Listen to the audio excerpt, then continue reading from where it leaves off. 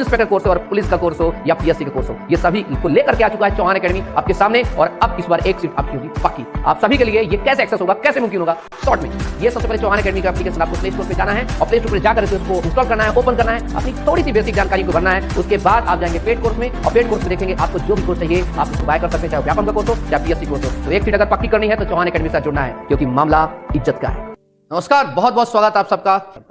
आज की खबर बहुत जोरदार, बहुत शानदार, और कहा जाता है कि सत्य सताया जा सकता है, परेशान किया जा सकता है, लेकिन पराजित नहीं किया जा सकता। दोस्तों, वीडियो में आगे बढ़ने से पहले मैं आपके लिए एक बुक सजेस्ट करना चाहूंगा जो कि चक्षु प्रकाशन के द्वारा निकाली गई है, जिसमें कि मध्य प्रदेश जेल प्रहरी, सहायक जेल अधीक्षक, वन रक्षक, क्षेत्र रक्षक सहित अन्य महत्वपूर्ण परीक्षाओं के प्रश्नों को शामिल किया गया है। इसमें आपके लिए 2 सॉल्व पेपर दिए गए हैं, 2000 बहुविकल्पीय प्रश्न दिए गए हैं और 20 प्रैक्टिस सेट भी उपलब्ध हैं, जिससे कि आपकी जेल प्रहरी, वन रक्षक एवं सहायक जेल अधीक्षक की बेहतरीन तैयारी हो सके। इस किताब का लिंक डिस्क्रिप्शन में दिया गया है, आप इसे अमेजोन या फ्लिपकार्ट से मंगा सकते हैं। एमपी पुलिस में चलते हैं और एमपी पुलिस में गलती हुई है चयन समिति से। चयन समिति जो कि एक बात ध्यान रखना, ये मत सोचना कि क्या चयन समिति गलत नहीं कर सकती, बहुत बड़ा गलत की है।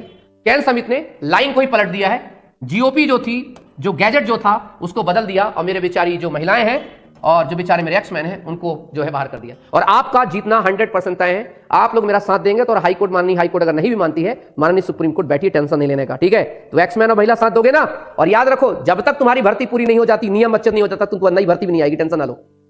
तुम्हारे साथ न्याय होगा, मतलब न्याय होगा। मेरा तो सिर्फ एक ही सपना है, डिसिप्लिन के साथ भर्ती करिए, बस। जैसा डिसिप्लिन है उसको तोड़िए नहीं। खैर, मेरी सुनवाई में, अभी सुनवाई चल रही थी, आपने कल नहीं देखा होगा तो देखिएगा, ठीक है। उस सुनवाई में जो है मैंने जैसे बात को रखा, WP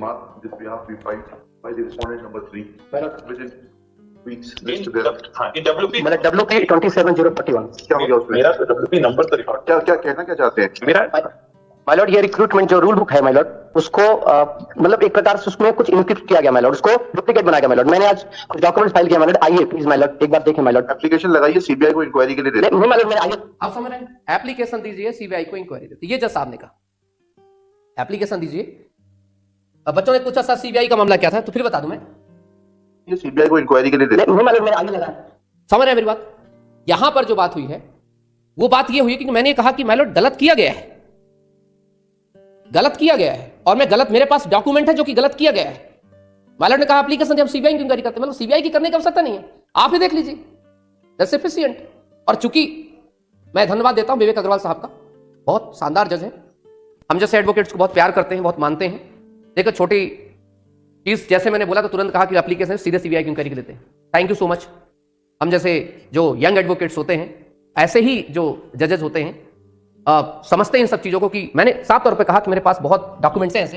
नंबर तो रिकॉर्ड, क्या कहना क्या चाहते हैं? मेरा माय लॉर्ड, ये रिक्रूटमेंट जो रूल बुक है माय लॉर्ड, उसको मतलब एक प्रकार से उसमें कुछ इनक्रिप्ट किया गया माय लॉर्ड, उसको डुप्लीकेट बनाया गया माय लॉर्ड। मैंने आज कुछ डॉक्यूमेंट्स फाइल किया माय लॉर्ड। आइए प्लीज माय लॉर्ड, एक बार देखें माय लॉर्ड। एप्लीकेशन लगाइए, सीबीआई को इंक्वायरी के लिए दे। नहीं माय लॉर्ड, मैंने आगे लगाया, ठीक है।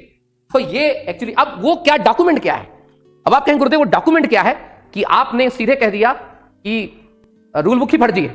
आपने ऐसा क्यों कह दिया कि रूल बुक के साथ छेड़छाड़ की गई, ऐसा क्यों कहा? देखो, रूल बुक के साथ छेड़छाड़ कहां पर की गई है वो मैं अच्छा, और वैसे भी अच्छी बात कहा उन्होंने कि सीबीआई की इंक्वायरी दे देते, सीबीआई की इंक्वायरी दे देंगे तो सब निपट जाएंगे बहुत लाख निपट भी जाएंगे, ठीक है। तो मैं अभी आपको वो चीज दिखाना चाहूंगा, अभी एक चीज रखूंगा। और जितने भी आप लोग एडवोकेट्स हैं, जहां जहां आप लोग केस लड़ रहे हैं, महिला और एक्समैन, काइंडली ये डॉक्यूमेंट्स को भेजने की कृपा करें, क्योंकि इसमें सिर्फ नजर मेरी गई है। बाकी जितने भी लोग लड़ रहे हैं केस, अभी तक इस पर नजर उनकी नहीं गई थी, वो नजर नहीं गई थी लोगों की।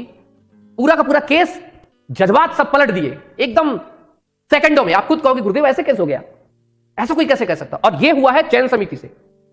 चयन समिति ने या कि जानबूझ के गलती की है, या कि उनसे संदेह हो गया। गलती हो सकती है, या कि एक होता है जानबूझ के और एक होता है गलती से मिस्टेक। तो गलती से मिस्टेक क्या हुई है, मैं आपको वो थोड़ा सा भेजने का प्रयास करता हूं। और जितने भी लोग जहां जहां केस चल रहा है, चाहे इंदौर खंडपीठ में चल रहा है, चाहे वो केस आपका कहीं भी चल रहा है, प्लीज ये वाली जीओपी सभी लोग डाउनलोड कर लो, मैं डाल दूंगा। इस जीओपी को डाउनलोड कर लो और अपने एडवोकेट्स को यह समझाने का प्रयास करो। एक बार तो चाहे तो मेरी वीडियो सेंड कर देना उनको, अब वीडियो ना सेंड करो, कई बार होता है बहुत सारे एडवोकेट्स, मैं आप सबसे माफी मांगना चाहता हूं। मेरे जो सीनियर एडवोकेट्स हैं, हो सकता है उन्हें लगे कि जूनियर बड़ी बड़ी बातें कर रहा है, तो मैं आपसे प्रार्थना क्षमा चाहता हूं। लेकिन एडवोकेट ना छोटा होता ना बड़ा होता है। एडवोकेट अपनी एडवोकेसी डॉक्यूमेंट्स के दम पे करता है। अगर आपको ये डॉक्यूमेंट्स अच्छे लगेंगे तो आप खुद कहेंगे कि केस एक तरफा जीत गए। चलिए, तो चर्चा करेंगे थोड़ा सा इसमें, ठीक। ये डॉक्यूमेंट्स क्या है, उसकी वैलिडिटी क्या है, उसकी ऑथेंटिसिटी क्या, पहले मैं दिखा दूं आपको। मैं सब लोग देखिएगा बेटा, है ना। ये है आप लोगों के पुलिस रिक्रूटमेंट का पूरा, ठीक है सर। आपसे ही उम्मीद थी कि सही तरीके से, मैंने आपसे पहले वादा किया था, जब देखो मैंने वादा किया था कि जब तक सही नियम से भर्ती नहीं हो जाएगी तब तक मैं दम नहीं लूंगा, ठीक है। यह है आपकी रूल बुक। चलिए इस रूल बुक का सीधे पेज नंबर 19 आ जाइए। यहां पर नजर बच्चों की नहीं गई ना, बहुत सारे अधिवक्ताओं की गई। देखिए क्या लिखा है, सामान्य निर्देश। क्या लिखा है, सामान्य निर्देश। इसमें साफ तौर पर पुलिस भर्ती 2020 में एक चीज लिखी गई थी, उसको अंदाज किया गया, इसलिए बहुत सारे एडवोकेट्स के केस डिस्पोज ऑफ हो गए या डिसमिस हो गए। उपरोक्त नियमों के संबंध में किसी भी संशय अथवा विवाद की स्थिति में पुलिस मुख्यालय द्वारा जारी स्थायी राजपत्र आदेश जीओपी क्रमांक 137/12 जो कि दिनांक जो है एवं उसका अपडेट किया गया था 6/1/2016 में मान्य होगा। मतलब फिर से स्पष्ट कर दे, सब कुछ अंतिम रूप से यही मान्य होगा। ओके, अब इन्होंने क्या गलती की, चयन समिति से क्या गलती हुई, उस गलती को देख लेते एक बार। 1.15 चयन समिति ने क्या किया, चयन समिति ने बस 2 लाइन को बदल दिया, पूरी बच्चियां बाहर हो गई। देखिए यहां पर आप पढ़ेंगे इसमें पेज नंबर कौन सा बेटा, ये पेज नंबर है 15। पेज नंबर 15 में, पेज नंबर 15 में ये देखिए आप लोग, पेज नंबर 15 में एक लाइन है जिसे कहते हैं पॉइंट नंबर 3। ये सब लिखते जाओ, पेज नंबर 15 पॉइंट नंबर 3 क्या लिखा है सुनिएगा। सूचियां बनाने के बाद ओवरऑल हॉरिजॉन्टल प्रभावी किया जाएगा।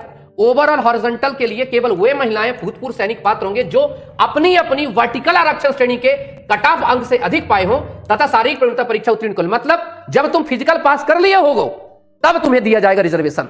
वाह अद्भुत। अब देखते हैं वही जीओपी, क्या वास्तविकता में ऐसा जीओपी में लिखा है? नहीं। कहोगे गुरुदेव ऐसा है क्या? नहीं लिखा तब भी कर दिए। हाँ जी, अब आते हैं उस जीओपी की चर्चा करते हैं। मैं वो जीओपी निकाला, मैंने पीएचक्यू से जीओपी को मंगवाया। इस जीओपी पढ़िए, वही जीओपी ना, देख लीजिए, बाद में मत कहना सर ये नहीं है, वही है। क्या लिखा है? 6/1/2016, देखो दिनांक। ओके, आइए सुनना अच्छे से, सुनना। इन्होंने जीओपी में क्या लिखा, ओरिजिनल जीओपी ये है जो मैंने कहा था कि एक तरफा पूरा फैसला हो जाएगा कोर्ट का। अगर एक केस सुप्रीम कोर्ट पहुंचा तो बहुत बड़ी बेइज्जती भी होगी उन सभी की जिन्होंने इसके खिलाफ ऑर्डर दिया होगा, क्योंकि साफ तौर पे कहेंगे कि महिलाओं और भूतपूर्व सैनिकों के लिए कंपार्टमेंटाइज्ड हॉरिजॉन्टल आरक्षण के लिए हॉरिजॉन्टल ओवरऑल आरक्षण है। इस आरक्षण के अंतर्गत भरे जाने वाले पदों को उसी जाति वर्ग समुदाय के आरक्षित प्रतिशत के अंतर्गत समायोजित किया जाएगा जो जिस वर्ग समुदाय का होगा। कितनी अच्छी बात है।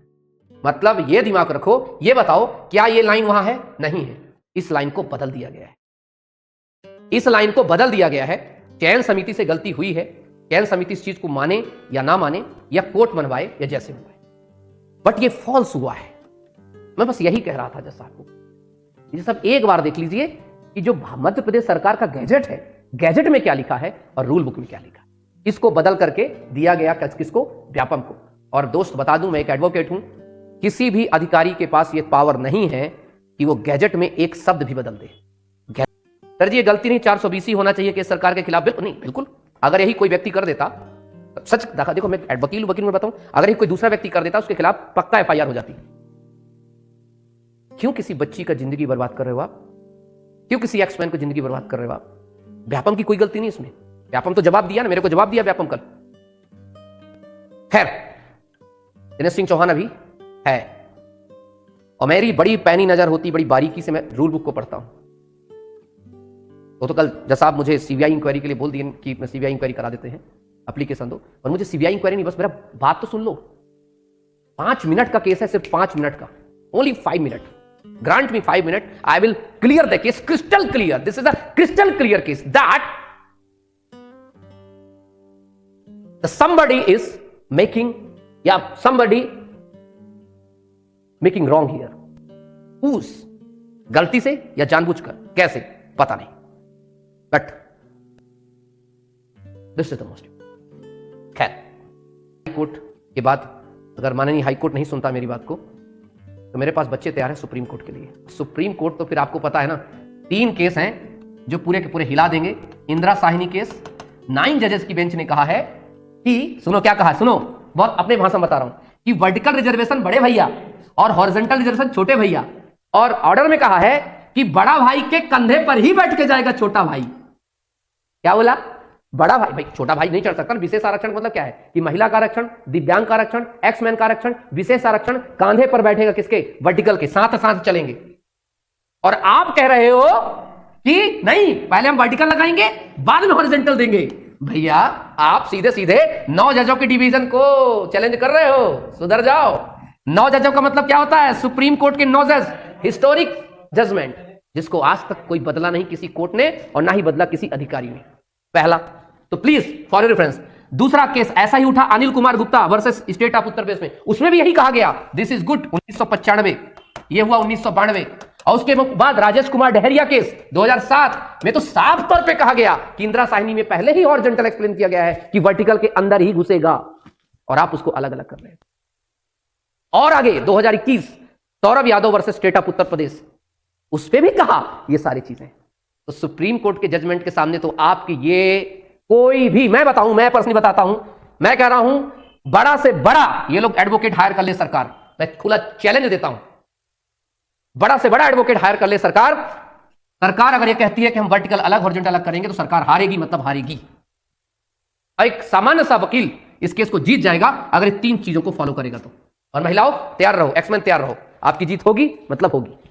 माननीय उच्च न्यायालय नहीं सुनेगा, सुप्रीम कोर्ट सुनेगा, टेंशन नहीं लेने का, क्योंकि हम गलत नहीं कर रहे हैं।